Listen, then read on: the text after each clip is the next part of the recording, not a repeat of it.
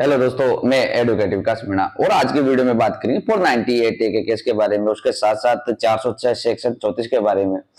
और दोस्तों आज की वीडियो में बात करेंगे कि आजकल इतनी अवेयरनेस आ चुकी है कि जो आप ये सोचो कि अगर कोई भी अगर किसी व्यक्ति के ऊपर कोई सेक्शन के अंतर्गत 406, 420 या अन्य किसी धाराओं में अगर कोई भी मुकदमा दर्ज किया जाता है तो उसका समाधान पहले से अब आ चुका है। और अगर ये बात करें कि जो मैट्रिमोनियल जो डिस्प्यूट होते हैं, जो पारिवारिक समस्याएं होती है, जो पति पत्नी के बीच में होने वाली जो आपस में जो लड़ाई झगड़े होते हैं, उनके बीच में चलते हुए अगर कोई भी अगर मामला न्यायालय में पहुंचता है तो उसका समाधान पहले से निकल कर आ जाता है। और जब पहले कोई भी अगर कोई एफआईआर दर्ज करवाता था या केस कोई दर्ज करवाता था, डायरेक्ट न्यायालय में जाता था या पुलिस स्टेशन में जाता था तो वो अपने हिसाब से लिखकर दे के आ जाता था। लेकिन अभी के समय में अगर कोई भी मामला अगर न्यायालय में जाता है तो उसके पहले वो एडवोकेट के पास जाता है या कोई लीगल एडवाइजर है उसके पास जाएगा, और जैसे जैसे वो बताएगा वैसे ही एफआईआर दर्ज की जाएगी और मामला पेश किया जाएगा। तो दोस्तों ये एक ऐसा मामला जो दिल्ली हाई कोर्ट में गया, उस पर जो जज साहब थे, जो मजिस्ट्रेट साहब थे, उन्होंने ये मान करके जो केस था उसकी सुनवाई की गई कि जो अभी के समय में जिस तरह से जो एलिगेशंस लगाए जाते हैं और जिस तरह से झूठ बोलकर केस दर्ज किया जाता है, तो ऐसी स्थिति में इन चीजों को मद्देनजर रखा गया है कि जो जो एलिगेशंस लगाए गए तो वो किस आधार पर सोच विचार करके एलिगेशंस लगाए गए। और दोस्तों अगर आपके खिलाफ अगर किसी व्यक्ति ने अगर ऐसी कोई एफआईआर दर्ज करवाई जिस पर इतना बड़ा चढ़ाकर मामले को बताया गया है और उस पर पूरे परिवार को एक साथ घसीट लिया गया, अब पूरे परिवार को एक साथ घसीटा गया, तो इतने स्पेशल एलिगेशंस लगाए गए कि एक व्यक्ति द्वारा मुझे पकड़ा गया और दूसरे व्यक्ति ने आकर मेरे को मारा, फिर मैं बेहोश हो गई, उसके बाद वापस फिर से मुझे मारा, मुझे 10 लाख रुपए की डिमांड की गई।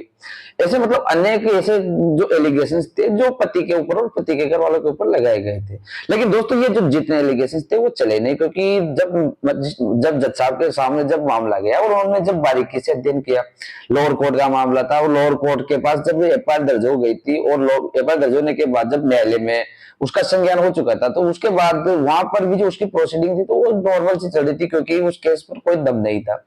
और ये केस था तो ये 23 साल पुराना केस था, 23 साल पहले शादी हुई थी और 10 साल बाद में जाकर पति के खिलाफ पत्नी द्वारा मुकदमा दर्ज करवाती है। तो दोस्तों आप सोचते हैं, आप पूछते भी है और आपको ये भी पता होगा कि कितने समय बाद कोई भी पत्नी जाकर अपने पति के खिलाफ कोई भी मामला दर्ज करवा सकती है। तो आप देख सकते हैं कि कभी भी जाकर पत्नी मामला दर्ज करवा सकती है, उसको कोई रोकने वाला नहीं है, और कितना बड़ा चढ़ाकर वो दर्ज कराएगी इसको भी कोई बता नहीं सकता। तो दोस्तों ऐसे जो एलिगेशन थे, इतनी पुरानी जो उसने घटना बताई वो जो मामला लोअर कोर्ट के सामने रखा,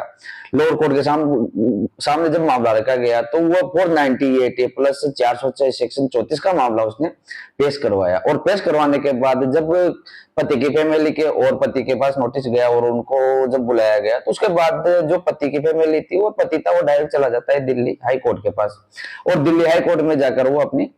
याचिका प्रस्तुत करता है और वहां पर जाकर पिटीशन फाइल करता है और क्वेश्चन के लिए जाता है। अब दोस्तों जब पहले अगर कोई भी मामला दर्ज होता था तो इतनी जानकारी नहीं थी, कोई भी महिला अगर मामला दर्ज करवाती थी तो अपने हिसाब से मामला दर्ज करवाती थी, ना तो उसके ऊपर जो मामला दर्ज करवाती थी ना तो उस पर स्पेशल जो धाराएं हैं उनके अंतर्गत मामला दर्ज नहीं करवाती थी। नॉर्मल से अगर कोई भी प्रतिक्रिया होती थी, लड़ाई झगड़ा होता था तो उसके आधार पर जाकर अपने स्टेटमेंट रिकॉर्ड करवाती और मामला न्यायालय में पेश कर देती। लेकिन अभी के समय में होता क्या है, अभी तो बहुत मामला इतना बड़ा चढ़ाकर पेश किया जाता है, लेकिन उसके साथ साथ ही इन समस्याओं का समाधान भी आ गया है।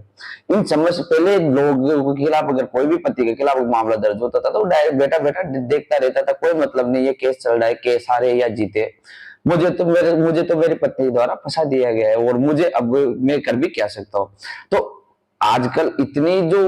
अवेयरनेस लोगों के बीच में आ गई है, अगर कोई भी पत्नी झूठे एलिगेशंस लगाती है, पत्नी अगर पति के ऊपर अगर वो इल्जाम लगा रही है कि झूठे इल्जाम लगा रही है, उसके खिलाफ कोई दूसरे आरोप लगा रही है, उसके पारिवारिक फैमिली के ऊपर कोई दूसरे आरोप लगा रही है,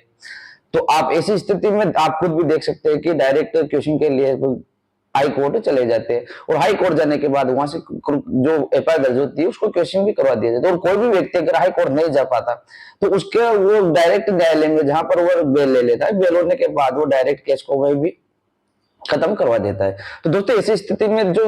इस केस के जो तथ्य थे और जो इसकी जो ये देखी गई कि इस पर घेर क्या, तो जज साहब ने उस पर नोट किया, और जब वहां पर वो तथ्य देखे गए तो वहां पर इतने एलिगेशन थे कि वो स्पेशल व्यक्ति द्वारा जो उसने फाइल तैयार करवाई गई थी, ना तो ऐसी स्थिति उसके सामने थी, और जो जो उसने एलिगेशन लगाए थे कि मुझे पहले मारा गया था, पीटा गया था, या कुछ भी, इतने एलिगेशन थे कि आप कुछ भी अंदाजा नहीं लगा सकते। तो बड़ा चढ़ाकर अगर किसी व्यक्ति द्वारा अगर आपके खिलाफ कोई भी एप्लीकेशन लगाई जाती है, आपके खिलाफ कोई भी न्यायालय में मुकदमा दर्ज करवाया जाता है, तो आप उसको डायरेक्ट कैसे करवा सकते हैं,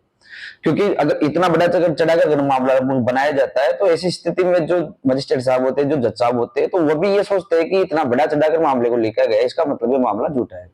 तो दोस्तों अगर ये लिंक, ये जो अगर आपको जजमेंट अगर आपको कॉपी चाहिए तो 498 प्लस 406 का जो मुकदमा था